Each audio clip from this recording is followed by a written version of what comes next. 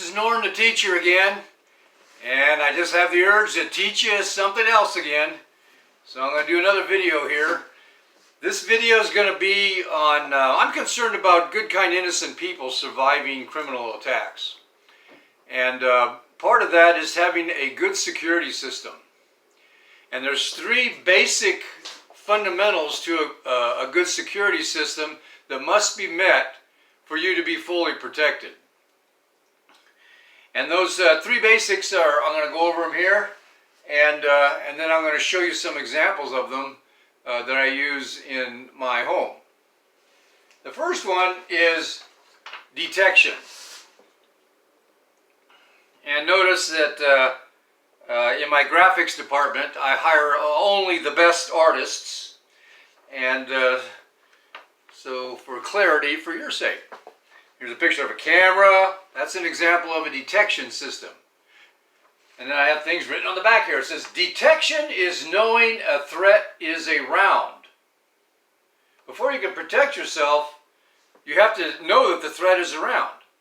And some examples of devices that will enable you to do that would be security cameras. Yes, that is a security camera. The eye here represents vigilance, just being aware of your surroundings, knowing what's around you. A dog even can be a detection device. They can bark and alert you. A lot of times you'll get false alarms, but you know, a dog could have a purpose also. And there's many other things that could be detection devices. So detection, knowing a threat is around or exists in the vicinity, is one fundamental you need for basic security systems, or a good basic security system. The second one is protection. Protection, I have this written back here too. Protection is keeping or slowing down a threat from getting to you. Now the camera and you watching things and maybe even your dog isn't going to keep a threat from getting you. But it'll at least let you know that it's there. Protection is stuff like heavy steel doors. Yes, my graphics department came up with a very good drawing there of a heavy steel door.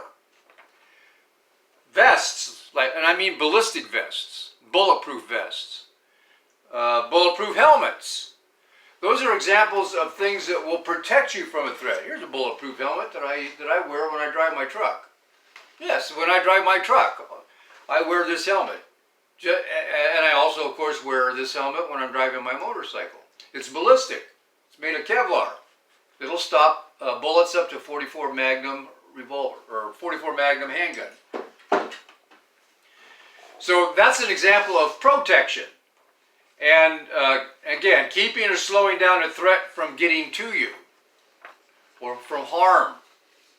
Now, over time, the bad guys can break through or overcome protective barriers.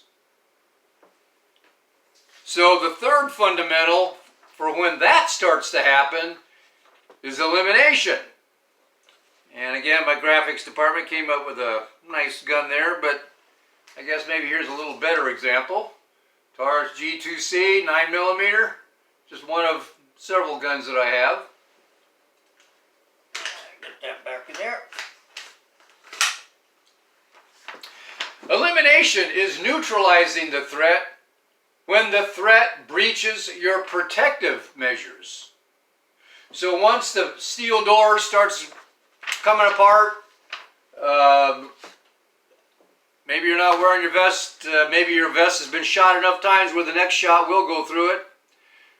That's where elimination comes in. You eliminate the threat. And guns, of course, are very good at that. But you can have other things. You can have traps set up in your house. Let's say you don't own a gun. Maybe you can't own a gun. Maybe you're an ex-felon and you can't own a gun. Well, there's other things you can come up with to protect. I think maybe felons can own bows and arrows. Maybe a crossbow. I don't know on that. But a gun is just one example. Maybe you carry a knife on you. Whatever. Something to eliminate the threat once the protective measures break down. So I'm going to take you through my house here and show you quickly some of the examples of what I've set up, and then I'll cut this video. Alrighty. Alright, we'll go into my dining room here. And then, nice globe there, isn't that nice? Okay. Got that at Walmart. They don't have those very often. Okay, first of all, the detection measures I have. Here's a security camera that I have right here. That watches my front door. Okay. I have two outside, but I won't go outside right now because it's storming. And then up here in the hallway, you see that black dot up there at the top? Right up there. That's another security camera. Okay, now going into my bedroom here, which is my safe room. I have a couple of videos on this room. Here's the bed that I sleep in. And right next to the bed, I have set up a video or a security monitor.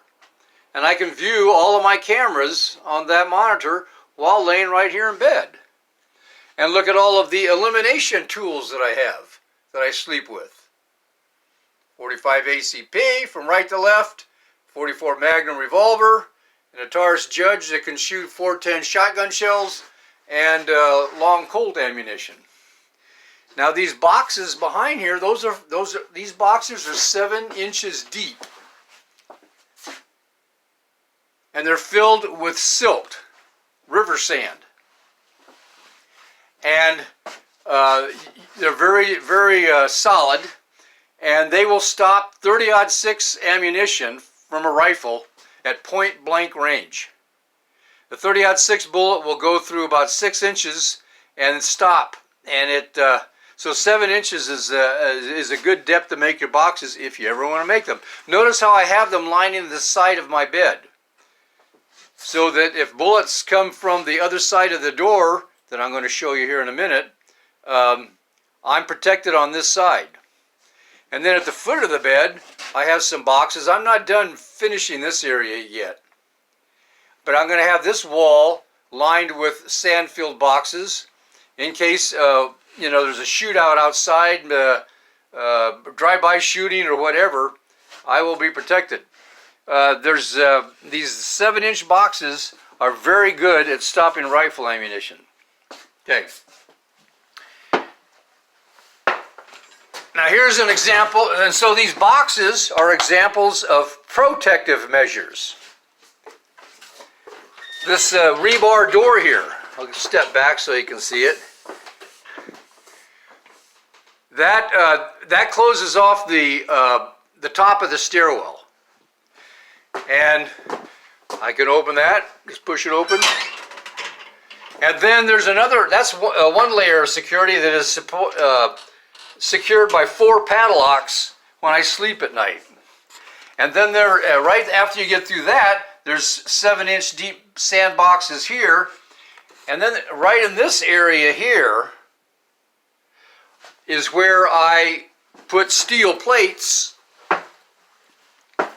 to protect me, and those steel plates are right here. Now, why did I make my bedroom a safe room? A bedroom is probably the best room to make a safe room because that's where you spend 1/3 of your life. And that third of your life that you spend in here, you are sleeping and unconscious. So you can't really be aware of your surroundings then. And so I suggest that you make your bedroom a safe room. Now I have a couple of videos that I made on this safe room. And go ahead and view those videos also if you like. And I'm going to be making more to give you more detail on how to set things up. But on a safe room. Alright, so let's see here. So I guess I've given you some examples here of setting up a good security system. Go back down here to my kitchen and I will conclude this video. Alright. Now there's a flamethrower there. I can eliminate the threat by burning them to a crisp. Ha ha ha. I'm just kidding about that. Now what I use that for, I use that Bunsen burner there to melt ice and kill some weeds sometimes. It's not really a flamethrower. It shoots out a flame, but not like a flamethrower would. Alright, so quick summary.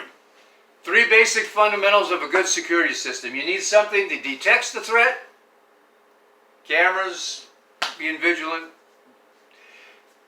Then protects you from the threat. Bulletproof vests, bulletproof helmets, rebar doors, sandboxes filled with sand where rifle ammunition can't penetrate it, whatever. And then, of course, elimination, where you, once the protection breaks down, you can then eliminate the threat from getting to you. And it's good, no matter how good of a protection you set up, eventually criminals will figure out ways to get through it. So you do have to have elimination met also. As a matter of fact, there was a video I saw once of a guy, he owned a strip club. And he was having a party for some of his dancers. Just an innocent get-together, have fun type of party. And he had just installed a camera security system. So he did the right thing there. He saw to it that he had detection. But he had no protection and no elimination measures. Well, lo and behold, 2 days after he installed that security system, 2 guys jumped his backyard fence, came through the backyard, came through the patio door into the area where they were having the party, and terrorized the people in there. They shot and killed the owner of the strip club. They shot and killed one of the dancers that complied with the robbers. I don't know if they were robbing or what, but she complied with the robbers, laid down on the floor like they told her, and then they shot her at point blank range while she was laying on the floor. So, perfect example of he did detection, but he didn't have any protection measures set up. And he didn't have any elimination measures available to him either. So, to be really secure, you have to meet all 3 of those components. I think I've made my point. And so it's time to cut this video, and I will be making many more. Subscribe if you want to be notified of other videos that I make, and hit the like button if you like this video, if you learned something, and I will be making more videos to teach you more things in the future. So long, all of you YouTubers out there, and I'll see you on the next video.